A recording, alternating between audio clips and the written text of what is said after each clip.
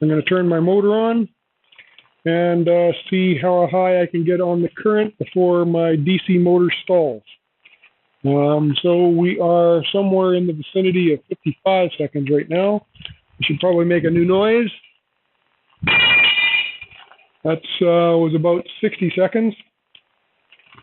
So we are going to start up our DC motor and start regen immediately.